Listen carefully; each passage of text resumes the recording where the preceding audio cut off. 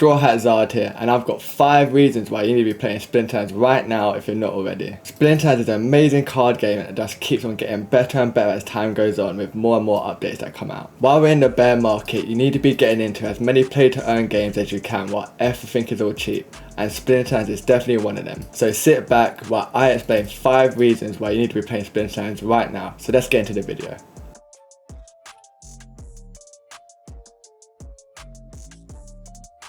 There's so many reasons to get into Splinterlands, and I'm just going to give you 5 because otherwise the video is going to be too long. And my first reason would be future updates. Splinterlands has informed us about so many things they've got in the works, and one of them is Battle 2.0. The battle system we've got at the moment ain't the battle system that we're going to have forever, and they're going to keep on adding to it and add more layers to the battle mechanics. And when Land comes out fully, they're going to be giving us brand new cards called item cards. And they've only given us little snip bits of information on how they're going to work. But in a short, basically, when you start your team, you have these select cards that you can pick to kind of change up the strategy that you're going to go with. I think it's going to be interesting. I feel like once that comes out, there'll be less chance for the game to be able to be botted or battle helped. And them little issues that we've had with the game will just go away. And I can't wait to see the new change to the battle system because it will definitely be refreshing for the people that have been playing for a long time. Another update that they've given us is draft mode. I don't know if you've heard Weirdbeard speak about this, but this is his kind of baby that he's nurturing. And if you played the draft mode in other TCGs before, it should play out kind of similar. But basically, you all open up a bunch of cards and you can only play with the cards that you pack. I think that's so interesting because a lot of people rely on their decks basically and all the cards that they have in their arsenal. But take them all away, people have to learn to play differently, and it'll be so great and interesting to see. And some people may be better with a random array of cards over having the structured cards that they play with all the time. And I feel like it's definitely going to be a great new game mode, and I can only hope that we're going to have tournaments like this in the future. Another update that they've given us is, it's kind of like a little teaser, but they said that they're going to have a partnership soon with a movie studio, and with that it's going to be a new mini set to kind of work along with them. And we don't know the movie studio yet, and 2, we definitely do not know the cards that are coming with it. But with new cards, it means new meta, which means new things, and I always love it when Splinterlands gets a new little fresh look to it, and especially when they change the meta. Considering I'm a tournament host for the game, I love seeing people try out new strategies and stuff like that. And it's about time we get rid of Korra out of the meta.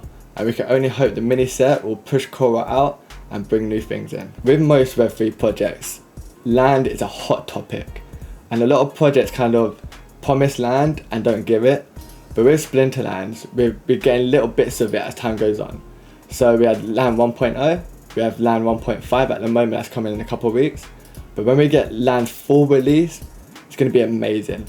Because it's going to be a whole other side to the game. It won't necessarily be a game mode, it'll be more like an asset manager, kind of like Football Manager but with TCG cards. And it's going to be able to allow us to have new cards, like item cards, like I said, and it could be other things that we don't know about yet. So when the full release comes out, the game will have a whole new dynamic to it, and it will allow the people, the big investors, to have a little playground to play in. The last update they kind of teased, but they haven't really given any information on it at all yet, is a battle pass. And for me, a battle pass would be so key to getting the Web 2 over, because they're so used to this battle pass system when it comes to Fortnite, Apex and things like that. So bringing out a battle pass where it can probably give us cosmetics, titles and some cards, that would be great. And also it'll be able to allow us to have a new meta every so often. Because they could bring out a battle pass once a month, once every 3 months, and then have little quests for us to do to unlock these little cosmetics and stuff like that. I thought a battle pass would be a great thing for the game. But like I said, these are just the future updates that Splinterlands has already planned and given us bits of information on. But there's so many more that they definitely have behind the scenes that we don't know yet. And all we can do is hope and pray that they come out soon, because more updates that come to the game, more things we can do. My second reason why you need to be playing Splinterlands is the game modes. Depending on what type of player you are, depends on what type of game mode you're going to enjoy the most. But we got 3 of them. We got ranked, tournaments and bulls.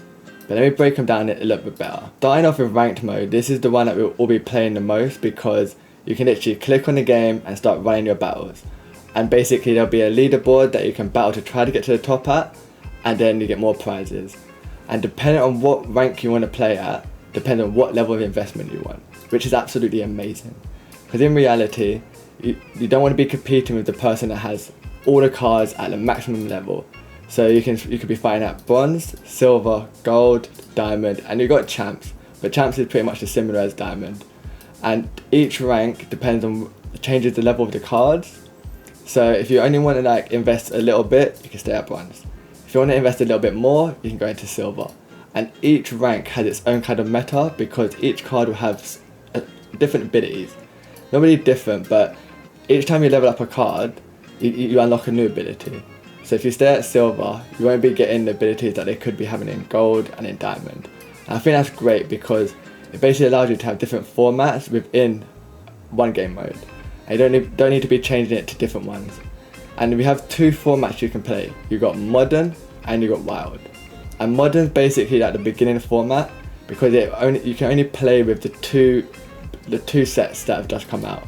So for now it's Chaos Legion and Untamed. And you've got the side sets you can play with them, which is Dice and Rift Watchers. And in Wild, you can play with all the cards. You can use any card that has come out in the game.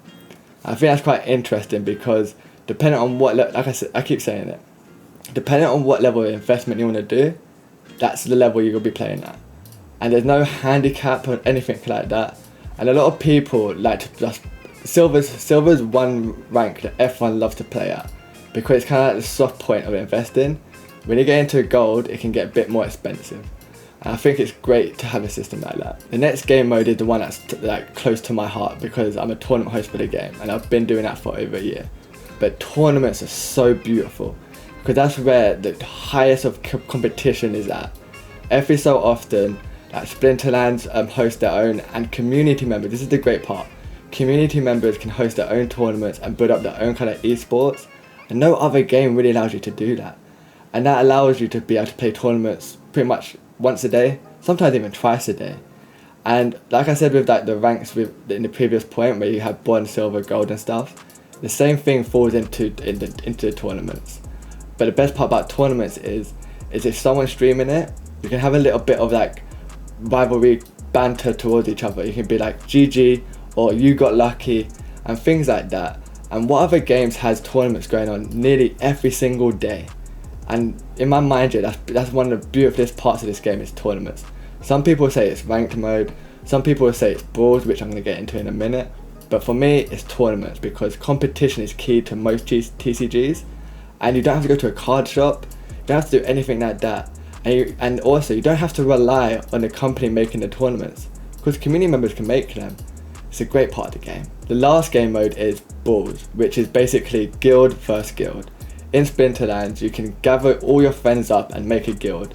And once every 2 days, you can battle it out with a bunch of other guilds. And the system that they have is, depending on your arena, depends on what guild you fight. So you won't be getting overpowered by people that are like so much stronger and have such better investment. And in my mind, Brawls is great, but considering it's only like every 2 days, it's not a game mode that you can always plan for. But the best part about Brawls is that you can use your Galactus card freely. And in the game of Splinterlands, you get these kind of like, not necessarily free packs, but you gather up these points and you can open up these Galactus cards. And these Galactus cards are so powerful. They were so powerful when Splinterlands brought in the soulbound summoners that allowed you to play the Galactus cards in ranked mode. People were shocked because now we have to deal with Korra in ranked mode. Jesus Christ, Korra is just such a great card, and putting her into ranked mode was so scary. But in Brawls, she has full reign. You can play her with Obsidian, Milo, and I'm not talking about one particular card. Imagine the whole library that they have. And I like the fact that you can group up with your friends and battle other people, and there's a system in place that allows you to do this. And you don't have to worry about, oh, let me go get this guild and we go battle it out. No. There's a whole system where it keeps on going. Every couple of days, every week, you're doing Brawls. It's a nice system and it's a great thing. But for me, tournaments are number 1, ranked mode is number 2, and Brawls is number 3. but for each to their own. Some people will definitely say brawls are more fun because you get to battle with your friends, but for me it's tournaments. But brawls are so fun, I can't repeat that enough. These are the current game modes that Splinterlands has, but no doubt they'll be bringing out more in the future. And like I said in my previous point, draft mode will probably be its own little game mode, and they're definitely going to be adding more along the way. My third point is actual land plans, because a lot of Web3 projects think they can make land and kind of like tie it within their game, but within Splinterlands we have a solid idea and it's coming into fruition. But like I just said, most Web3 projects struggle with this. Most Web3 projects go, oh, we're going to make land, here's an NFT, buy it now, and then people constantly go to them, so when's land? When's land coming out? Do we have any information on land? And a lot of projects here kind of like dodge this situation and dodge these questions, but within Splinterlands we made it a full focus. And even though other things may have been like put to the side, but in reality if we did want land and wanted to keep people happy, we had to focus on it. And we're getting little bits of updates. So we had land 1.5 and now we're waiting for land 2.0, and we cannot wait to see the full release in the future. I kind of said it earlier, but land's going to bring brand new cards to the meta, and it's going to change the meta as a whole, because with item cards it means that we're going to be playing differently, and F1 will be like readjusting to the new cards, and I cannot wait to see what they're going to do, because in my mind they could bring out cards that will ban cards or nerf certain abilities, and literally the possibilities are endless with this, because they basically said when we assemble a team, just before we start we can pick our item cards, and that is it. And now minds have just been exploring what could that be, what can happen, and literally I'm so interested to see how it's going to play out. The great thing about land within Splinterlands is players are not forced to buy it. You can either buy the item cards on the market, or you can surf on other people's land, which basically means if people aren't occupying the land fully, you can fill that spot. And in my mind it's like, as long as you're not forcing players to have to buy something to play their game, it's a great feature, because in other projects, yeah, sometimes you need land, and for now, Splinterlands is doing perfect when it comes to that. One big thing with land, yeah, and other games won't have this issue, is when land comes out, any oversupply that happened during the bear market when it comes to cards and DEC will go away, because they've fully made land a system where the current cards that we have now and DEC ain't enough to occupy all the land that we have, all the regions and stuff like that. So any problems that we had in the past will definitely go away once the full release comes out. I know I only said I was going to give you 5 points, but this one's an honorable mention, and that is Weirdbeard, and he's a team member of Splinterlands, and he's so key to this game's success. And I'm going to break down the reasons why. Starting off, he's the person that keeps the balance between keeping Splinterlands a game and a decentralized platform, and he makes sure no thing overtakes the other. And he's the reason why we get so many great updates and great features within the game. And he was basically the person that controlled tournaments and stuff like that, and he done such a great job that they put him on basically the role of products. So he's the reason why we'll be getting land so quickly and stuff like that, and he's definitely underappreciated, and he's definitely the reason why the decentralized part of the game doesn't overshadow the game itself, and it don't ruin it in the future. Another thing he does is control expectations. He doesn't like putting like dates to things, because he doesn't want to like overpromise and underdeliver, and he definitely finds the middle ground with all of that. You can see Weirdbeard do these type of things during the town hall, and definitely when it comes to updates, because when Aggie and Matt go and explain things, even though they explain it up here, Weirdbeard brings it down here so everyone can understand it and have like a realistic expectation with things. And when it came to like dealing with bots and battle helpers, he went to people, it would not be a switch, and it would be a long progress, and it would be like a cat and mouse game. And that's the thing, he will explain things to people so they get a realistic expectation for things, instead of going, oh, just stop them now. He'll be like, no wait, we can't just do that, we need to manage like how everyone's opinions would feel about that, and how do we actually approach the situation. And he does these type of things all the time, and it's super underappreciated. And the final big point is, he doesn't try to price out the game for players, because he understands this is a game, but he also understands that there's investment involved in it, and if he brings out something that costs too much for the game, he makes sure that there's something for the other people as well. because he understands that the community might not necessarily be as like flourish as others, and everyone wants to be able to play the game, and they don't want to feel like, oh, if I don't spend this much money I can't really play. So he's definitely a key part of the game when it comes to balance, economy, and making sure everything stays fun for all types of players. My second to last point is the Splinterlands gameplay and ecosystem, because depending on how you see it, you're going to love it or you're going to hate it. It's a little bit like Marmite, but the ecosystem is the thing that everyone loves the most. But for me, I like the gameplay the most. But when it comes to the gameplay, it's super easy to play because you just throw in your cards and then you press play and it goes. And it just plays it out. And at the same time, it's super hard to master. Because when you go into tournaments and in high level of play, you just put in random cards, it ain't going to fit it. Because you've got 3 rule types you have to plan to, and you have to worry about what your opponent's going to play. So there's so many intricate little strategies you can have, and for me, the gameplay is one of the key things in the game. But when it comes to the ecosystem, you can literally play at your level of investment. So like I said in the earlier point, we have bronze, silver, gold, and diamond. And each one has its own level of investment, because depending on what level you play at, depends at what level you need your cards, and things of that nature. Which really allows that any type of player can play the game. And you don't really have to feel like, oh, if I don't have all the cards at the right level, what am I going to do? You can just play at the rank you need to play at. And at the end of the day, yeah, it all comes down to earnings, because this is play to earn. And you don't really get handicapped on the rank you're at. When it comes to Splinterlands and the gameplay, we have 2 different formats. We have modern and we got wild. And both of them are kind of the same, but the card pool is different. And it allows the modern to be the new player experience. When you come into the game and you just get the new cards that are around and the cheapest cards, they're definitely going to fall into the modern format. And that allows you to learn the game, play it, and if you hold on to these cards and the cards come out of modern format, suddenly you're in wild. And wild is where all the OGs get to play with all the cards that they've collected over the years, and in reality that allows all the cards to be playable.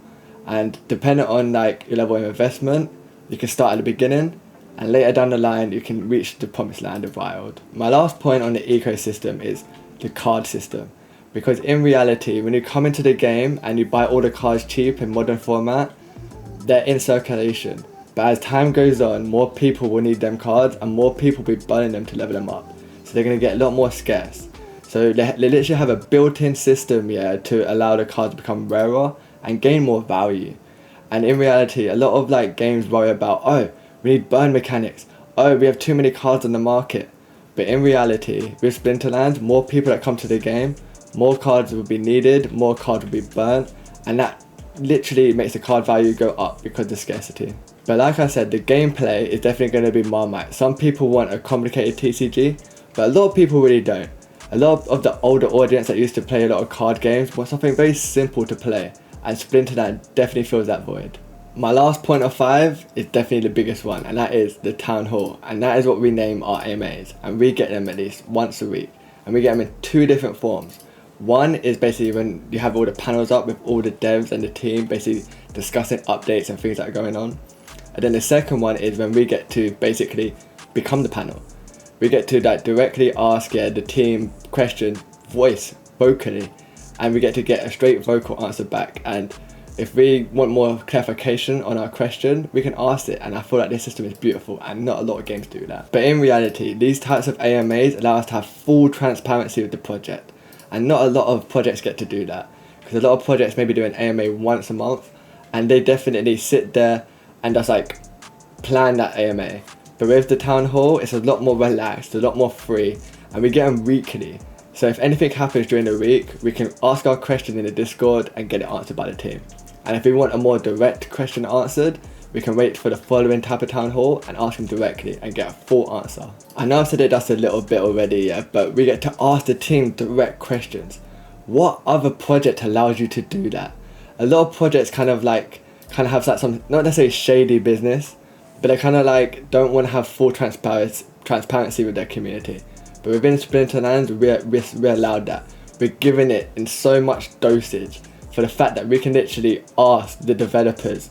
Like, we all can kind of like fan over some projects here, but within Splinterlands, we're a big community, and the way how like Aggie, Weirdbeard, Matt, Chatter, and everyone else here designed the AMAs, the Town Halls, It allows us to feel a lot more bonded with them and get a lot more personality from them. Because if they don't like certain things, we can definitely feel that. And we can ask them for more clarity on that and ask them their opinion.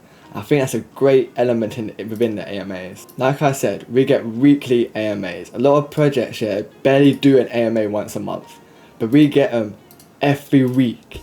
So like the team is fully like in front of us all the time.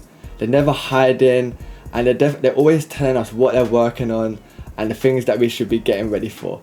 And I think that's great because a lot of like projects will like build up hype and not deliver. But within Splinterlands, yeah, it's kind of like a perfect middle ground where each week we can expect new things, and if we ever want any clarification on things, we can literally just ask them. But with other projects, you're constantly worrying. There's like, oh, we're going to hear from them soon. When's the next AMA?